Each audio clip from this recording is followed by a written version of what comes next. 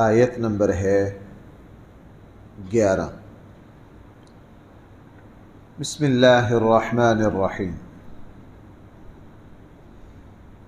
الحمد للہ رب العالمین والصلاة والسلام علی سید الانبیاء والمرسلین وعلی آلہ واصحابہ اجمعین۔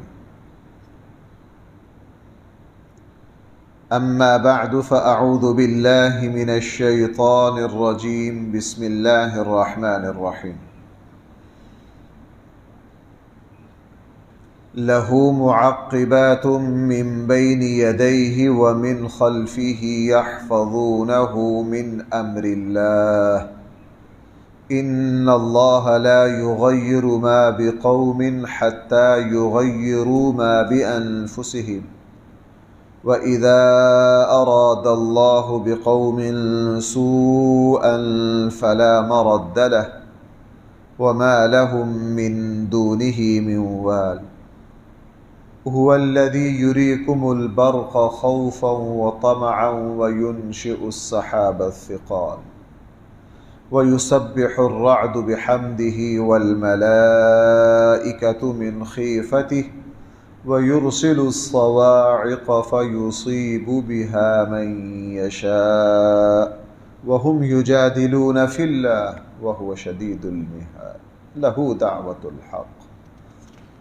صدق اللہ مولانا العظیم۔ قرآن کریم نے ارشاد فرمایا لَهُ مُعَقِّبَاتٌ مِّن بَيْنِ يَدَيْهِ وَمِنْ خَلْفِهِ، اللہ تعالیٰ کی طرف سے مقرر کردہ نگران ہیں، من بین یدیہ ومن خلفہ، انسان کے آگے بھی اور اس کے پیچھے بھی، یحفظونہ من امر اللہ، جو انسان کی حفاظت کرتے ہیں اللہ کے حکم سے۔ قرآن کریم نے ارشاد فرمایا ہم نے تمہارے دائیں بائیں فرشتے مقرر کر رکھے ہیں جو تمہاری حفاظت کرتے۔ قرآن کریم نے سورہ قاف میں فرمایا اذ یتلقی المتلقیان عن الیمین وعن الشمال قعید، کہ تمہارے دائیں اور بائیں فرشتے بیٹھے اور جو کچھ تم بات کرتے ہو، جو کچھ تم کہتے ہو، اس کو محفوظ کر لیتے ہیں۔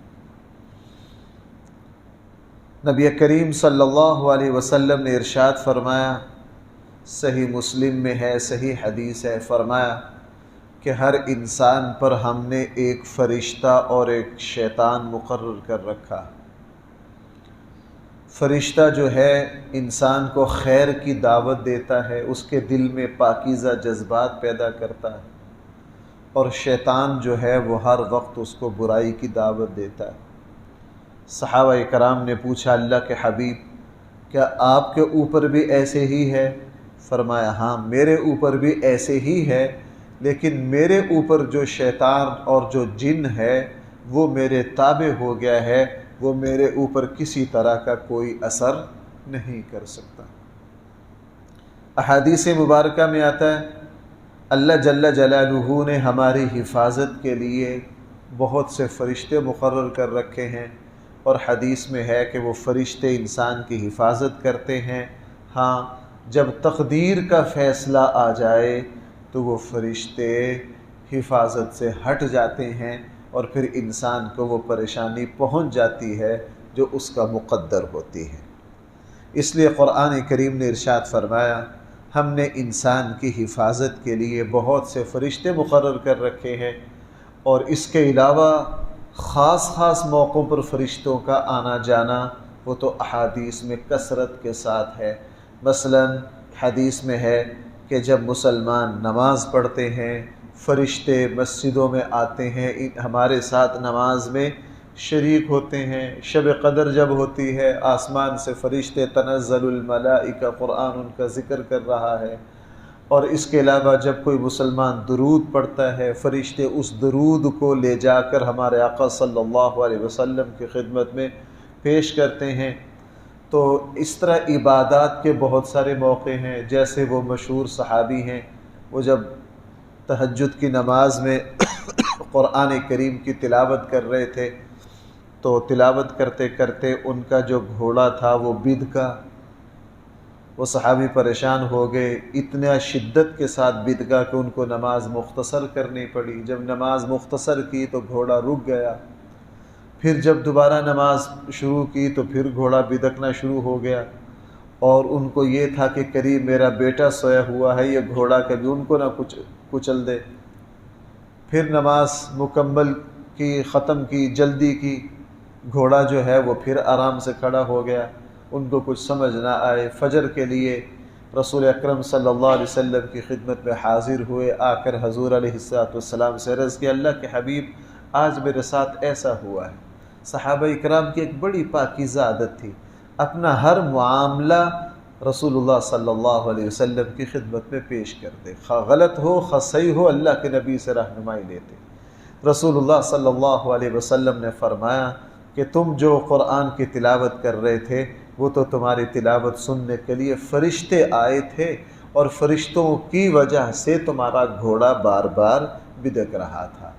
تو ہمارے ساتھ کچھ فرشتے ایسے ہیں جو ہر وقت ساتھ موجود رہتے ہیں، اور کچھ فرشتے ایسے ہیں جو خاص موقعوں پر آتے ہیں، جیسے نبی کریم صلی اللہ علیہ وسلم نے فرمایا جس طرح ہم اس وقت نماز پڑھی ہے، قرآن کریم کی تلاوت امام نے کی ہے، آپ نے سنی ہے، اور اب ہم اللہ کی کتاب کو پڑھ رہے ہیں، اللہ کو یاد کر رہے ہیں۔ حدیث مبارکہ میں آتا ہے کہ اتنے فرشتے آتے ہیں مجلس کے دائیں بائیں، اور وہ اس مجلس کی برکتوں کو حاصل کرتے ہیں، اور جو لوگ اللہ کی یاد کے لیے جمع ہوئے ہوتے ہیں فرشتے ان سے اپنے پروں کو ملتے ہیں، ان سے برکت حاصل کرتے ہیں۔ اسی کا نتیجہ ہے کہ جب ہم کسی دینی مجلس سے، قرآن کی تلاوت سے اٹھ کر جاتے ہیں، آپ نے دیکھا ہوگا جب تک ہم اپنی باتوں میں نہ لگیں، توجہ نہ ہٹائیں، تو دل میں ایک خاص قسم کی کیفیت محسوس ہوتی ہے، دل میں ایک خاص قسم کی کیفیت محسوس ہوتی ہے۔ وہ جو کیفیت ہوتی ہے وہ فرشتوں کے ہمارے ساتھ ملنے کی وجہ سے، ہمیں ٹچ کرنے کی وجہ سے، اور ہمارے ساتھ اپنے جسموں کو، اپنے پروں کو ملنے کی وجہ سے وہ پاکیزہ برکات ہوتی ہیں۔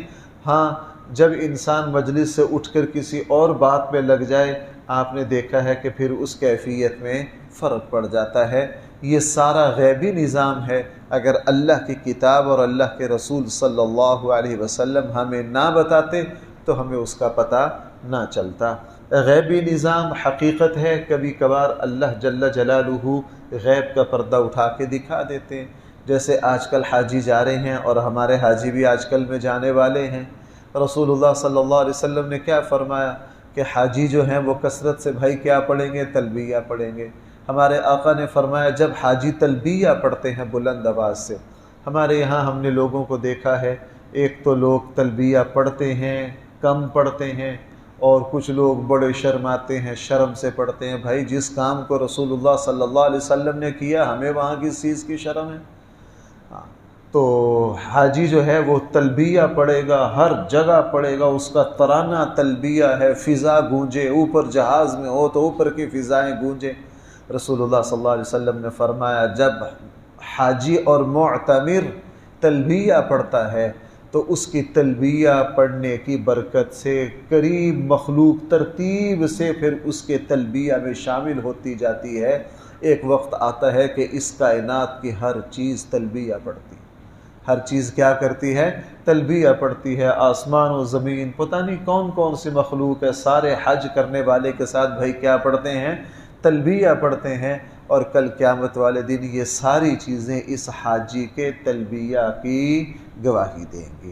اس لیے قرآن کریم نے ارشاد فرمایا لہو معقبات، اللہ تعالیٰ کے حکم سے معقبات، باری باری آنے جانے والے نگران مقرر ہیں۔ جیسے حدیث میں ہے کہ ہمارے اوپر جو فرشتے مقرر ہیں صبح شام ان کی ڈیوٹیاں تبدیل ہوتی ہیں، وہ آگے پیچھے ہر طرف سے حفاظت کرتے ہیں۔ یحفظونہ من امر اللہ، لیکن وہ حفاظت اللہ کے حکم سے کرتے ہیں، ہمارے حکم سے نہیں کرتے۔ ان اللہ لا یغیر ما بقوم، اللہ جل جلالہ نہیں بدلتے کسی قوم میں کسی چیز کو حتیٰ یغیروا ما بانفسہم، یہاں تک کہ جب تک لوگ نہ بدلیں جو کچھ ان کے دلوں میں ہے۔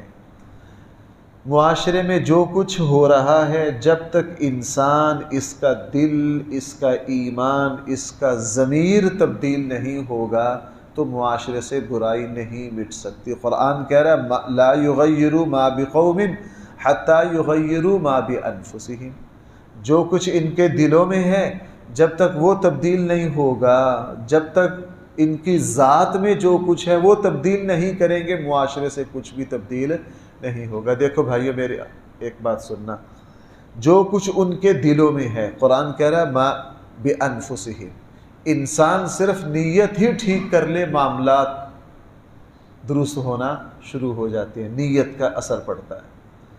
اور جب انسان اپنا ایمان کو درست کر لے اور زیادہ اثر پڑتا ہے، جب اپنے دل کی کیفیات کو، جذبات کو، احساسات کو درست کر لے اور زیادہ اچھا سے اچھا اثر پڑتا ہے، اور جب انسان پھر اپنے عمل کو درست کر لے اور زیادہ اثر پڑتا ہے، اور زیادہ اثر پڑتا ہے۔ پھر ایک وقت آتا ہے وہ مسلمان جو اپنی نیت کو درست کر چکا ہے، اپنے ایمان کو صحیح اور مضبوط کر چکا ہے، اپنے احساسات کو پاکیزہ کر چکا ہے، حدیث میں آتا ہے پھر اس کی مثال جو ہے وہ تو ایک مجلس میں جلنے والے چراغ کی ہے۔ چراغ جب جلتا ہے، آپ نے دیکھا ہے دائیں بائیں وہ ہر چیز کو روشن کر دیتا ہے، اندھیرے چھٹ جاتے ہیں، ہر چیز، اگر سوئی نظر نہیں آ رہی وہاں چراغ اور روشنی اور لائٹ جلائی جائے فوراً نظر آ جاتی۔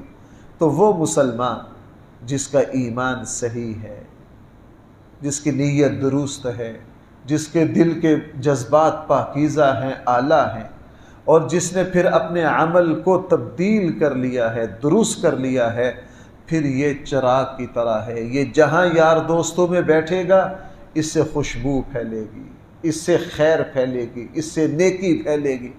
یہ جہاں جائے گا، جب یہ فرد درست ہوگا، آہستہ آہستہ بھائی پھر افراد درست ہوں گے، جب افراد درست ہو جاتے ہیں تو پھر آہستہ آہستہ جماعتیں بھی درست ہو جاتی ہیں، اسی سے پھر معاشرے وجود میں آتے ہیں۔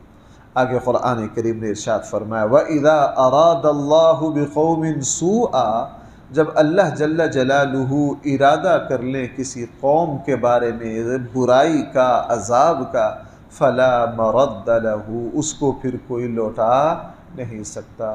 یہ وہی بات ہے جس کو قرآن يَمْسَسْكَ اللَّهُ بِضُرٍّ فَلَا كَاشِفَ لَهُ بیان کر رہے ہیں۔ اللہ تعالیٰ جب کوئی فیصلہ کر لے کسی پریشانی اور مصیبت آنے کا، بھائی پھر انسان کوئی چیز اس کو ٹال نہیں سکتی۔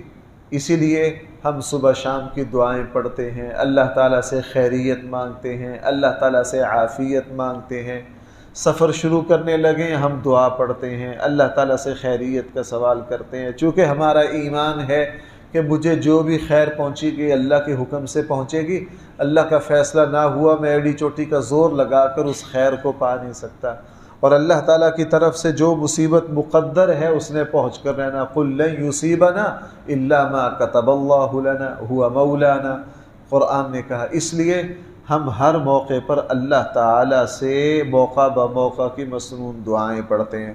وَمَا لَهُم مِّن دُونِهِ مِن وَالٍ، جب اللہ تعالیٰ کی طرف سے برائی کے مسلط ہونے کا فیصلہ ہو جائے، وَمَا لَهُم مِّن دُونِهِ، پھر کوئی طاقت نہیں ہے اللہ کے مقابلے پر جو مدد کر سکے۔ هُوَ الَّذِي يُرِيكُمُ الْبَرْقَ خَوْفًا وَطَمَعًا، وہ اللہ ہی کی ذات ہے جو تمہارے اوپر کڑکتی بجلی کو بھیجتا ہے خوف کے لیے اور امید کے لیے۔ وَيُنْشِئُ السَّحَابَ الثِّقَالَ، وہ اللہ ہی ہے جو بھاری بادلوں کو پیدا کرتا ہے اور ان کو چلاتا ہے۔ اللہ ہی کی ذات ہے جو بادل لاتی ہے، ہواؤں کو حرکت دیتی ہے۔ سائنس تو بس جن کے پاس جو اللہ پر ایمان نہیں رکھتے وہ کہتے ہیں جی ہوا کا دباؤ بڑھتا ہے، یوں ہوتا ہے، یوں ہوتا ہے، یوں ہوتا ہے، پھر بارش آ جاتی ہے۔ ان سے پوچھو بھائی ایسا کیوں ہوتا ہے؟ بھائی میری بات سمجھ رہے ہیں آپ؟ وہ کہتے ہیں جی کھانا انسان اس وقت کھاتا ہے جب بھوک لگتی ہے۔ ان سے پوچھو بھائی بھوک کیوں لگتی ہے؟ انسان جسم کو استعمال کرتا ہے۔ اچھا جی، اگر یہ جسم کو استعمال کرتا ہے کیوں کرتا ہے؟ اللہ نے اس میں قوت ارادہ رکھی ہے، اللہ تعالیٰ نے اس میں کیا رکھی ہے؟ قوت ارادہ رکھی۔ اسی طرح اللہ جل جلالہ نے پانی پیدا کیا ہے تو ہوائیں پانی کو لاتی ہیں نا۔ اگر اللہ پیدا نہ کرے پانی کو اور سمندروں سے بخارات نہ اٹھائیں تو جناب آگے قرآن بیان کر رہا ہے، اسی رکوع میں آگے بات آ رہی ہے، سمندروں کے بخارات اٹھتے ہیں، آپ سمندر پر جائیں وہاں آنکھوں سے یہ منظر نظر آتا ہے، آنکھوں سے منظر نظر آتا ہے۔ میں نے گھنٹوں بیٹھ کر اس منظر کو دیکھا ہے کہ سمندر کے اوپر سے بخارات کس طرح اٹھ رہے ہیں اور وہ بخارات اوپر بادلوں میں کس طرح تبدیل ہو رہے ہیں اور وہ بادل اوپر جا کے کس طرح جم رہے ہیں، پھر ہوائیں ان کو ہزار ہزار کلومیٹر کا سفر کر کے کہاں لے کر جا رہی ہیں۔ اللہ تعالیٰ کی طرف سے حکم ہوتا ہے وہاں جا کے وہ پانی برساتے ہیں۔ اس لیے فرمایا جس وقت بارش برستی ہے اگر تمہیں پانی کی ضرورت ہو، جیسے آج کل ذمہ دار کو فصلوں کے لیے ضرورت ہے، بارش ہوتی ہے تو کہتے ہیں واہ واہ سبحان اللہ، گندم چاول کی کاشتکاری آسان ہو گئی۔ مہینہ ڈیڑھ مہینہ پہلے گندم پکی ہوئی تھی، جب بادل آتا تھا جو ذمہ دار ہے کاشتکار ہے وہ ڈر جاتا تھا۔ اسی کو قرآن بہرا خوفا و طمعا، خوفا و طمعا، کبھی بادل آتا ہے تمہارا کوئی کام اٹکا ہوتا ہے تو تم پریشان ہو جاتے ہو، جب پانی تمہاری ضرورت ہوتی ہے تم خوش ہو جاتے ہو۔ وَيُنْشِئُ السَّحَابَ الثِّقَالَ، تو وہ اللہ ہی ہیں جو اتنے بھاری بادلوں کو لاتے ہیں۔ وَيُسَبِّحُ الرَّعْدُ بِحَمْدِهِ وَالْمَلَائِكَةُ مِنْ خِيفَتِهِ، تسبیح کرتی ہے یہ بجلی کی کڑک۔ بھائی بجلی جب کڑکتی ہے کیا کرتی ہے؟ اللہ کی تسبیح کرتی ہے۔ یہ بھی غیبی نظام ہے بھائی، ذرا متوجہ ہونا میری طرف، یہ بھی غیبی نظام ہے کہ کائنات کی ہر چیز اللہ کی تسبیح کر رہی ہے۔ سورہ بنی اسرائیل میں فرمایا کوئی چیز ایسی نہیں ہے جو اللہ کی پاکی نہ بیان کر رہی ہو۔ ہاں وَلَٰكِن لَا تَفْقَهُونَ تَسْبِيحَهُمْ، ہمیں سمجھ نہیں آتی۔ قرآن کریم نے بہت ساری جگہ ان چیزوں کا بولنا سمجھا دیا۔ بھائی قرآن کریم میں چونٹی کی حضرت سلیمان سے گفتگو ہے یا نہیں؟ حَتَّى إِذَا أَتَوْا عَلَىٰ وَادِ النَّمْلِ، چونٹی کہہ رہی تھی چلو جلدی جلدی اپنی بلوں میں گھس جاؤ۔ قالت نملة یا ایہا النمل ادخلوا مساکنکم لا یحطمنکم سلیمان وجنودہ، حضرت سلیمان نے چونٹی کی آواز سن لی، اور ہدہد کا حضرت سلیمان سے باتیں کرنا قرآن میں موجود ہے۔ اور قرآن کریم میں سورہ دخان میں ہے کہ جب کافر مرتے ہیں، فرعون مرا، نہ آسمان رویا نہ زمین روئی۔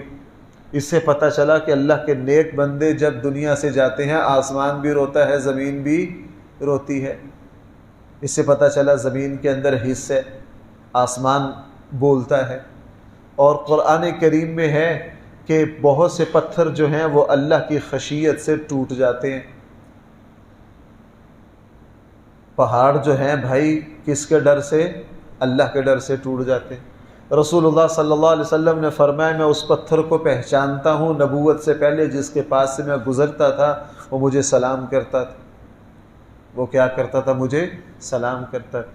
اور آپ علیہ الصلوۃ والسلام جس کھجور کے تنے پر ٹیک لگا کر خطبہ ارشاد فرماتے تھے، جب منبر بن گیا تو بھائی وہ جو کھجور کا ٹکڑا تھا وہ ایک طرف کھڑا کر دیا، اللہ کے نبی خطبہ دینے لگے، اس پر ٹیک نہیں لگائی تو وہ بچے کی طرح بلک بلک کر رونے لگ گیا۔ سارے صحابہ نے آواز سنی، سارے حیران رہ گئے، دیکھنے لگے کھجور کے تنے کے اندر سے آواز آ رہی۔ رسول اللہ صلی اللہ علیہ وسلم نے فرمایا یہ میری جدائی میں رو رہا ہے، لہٰذا اس کو ایسے کرو کہ جہاں میں نماز پڑھتا ہوں اور یہیں گڑھا کھود کے اس کھجور کے تنے کے ٹکڑے کر کے اس کو یہیں دفن کر دو۔ اب جو حاجی مدینہ منورہ جائیں گے وہ پرانی مسجد ریاض الجنہ کے ستونوں میں سے ایک ستون دیکھیں گے، استوانہ ہنہنانہ، یہ وہ ستون ہے جہاں کھجور کا تنا رویا تھا اور اس کو کاٹ کر اسی ستون کے نیچے کیا کیا تھا؟ دفن کیا تھا۔ تو بھائی یہ غیب کی بہت ساری چیزیں ہیں جو بولتی ہیں، بات کرتی ہیں۔ قرآن نے بہت ساری چیزوں کو بیان کر دیا اور ہمارے آقا نے بہت ساری چیزوں کو بیان کر دیا، اس لیے ہم ان پر 100% ایمان لاتے ہیں۔ ہم ان پر بھائی کیا کرتے ہیں؟ بھائی ابھی ہم فجر کی اذان مؤذن نے دی ہے، حدیث میں کیا ہے؟ جہاں تک آواز گئی ہے زمین اس کی آواز کو سنتی ہے، کل قیامت والے دن گواہی دے گی۔ ہم یہاں جو فاروق مسجد میں یہاں جو نماز پڑھ رہے ہیں، یہ جو زمین ہے بھائی یہ کیا کرے گی؟ کل قیامت والے دن ہماری گواہی دے گی۔ اللہ تعالیٰ نے ان چیزوں کی حصوں کو ہمارے سامنے کھول کر رکھ دیا ہے۔ انہی میں سے ایک چیز یہ بیان کر دی، وَيُسَبِّحُ الرَّعْدُ، رعد جو ہے، بجلی کی کڑک جو ہے، یہ تسبیح کرتی ہے بحمدہ، اللہ کی حمد کی، وَالْمَلَائِكَةُ مِنْ خِیفَتِهِ، اور فرشتے اس کے خوف سے کانپ جاتے ہیں۔ وہ زبردست فرشتہ حضرت اسرائیل ساری انسانیت کی جان منٹوں میں نکال دے، بڑے بڑے فرعونوں کو منٹوں میں پھڑکا دیتا ہے، لیکن اللہ کے سامنے اس کی حیثیت یہ ہے کہ وہ اللہ کے خوف سے کانپ جاتا ہے۔ وَيُرْسِلُ الصَّوَاعِقَ، اللہ جل جلالہ پھر بھیجتے ہیں بجلیوں کو، فَيُصِيبُ بِهَا مَن يَشَاءُ، وہ گر پڑتی ہیں جس پر چاہتی ہیں۔ وَهُمْ يُجَادِلُونَ فِي اللَّهِ، لیکن یہ کافر پھر بھی اللہ تعالیٰ کے بارے میں جھگڑا کرتے ہیں۔ اللہ تعالیٰ کے بارے میں کیا کرتے ہیں؟ لوگوں تمہارے سامنے اتنی نشانیاں تو بیان کر دی، پھر بھی تم اللہ کے بارے میں جھگڑتے ہو کہ اللہ ہے نہیں ہے، پھر بھی جھگڑتے ہو۔ وَهُوَ شَدِيدُ الْمِحَالِ، اس سے زیادہ پکڑ اور سخت والا اور شان و شوکت والا کوئی نہیں ہے۔ یہ سلسلہ کلام ابھی چل رہا ہے، اگلی آیات بھی ساری اللہ تعالیٰ کی ذات کے تعارف پر مشتمل ہیں۔ اللہ تعالیٰ ہم سب کو صحیح فہم عطا فرمائے۔ الحمدللہ رب العالمین، والصلاة والسلام على سید الانبیاء والمرسلین وعلى آلہ واصحابہ اجمعین۔ ربنا آتنا فی الدنیا حسنہ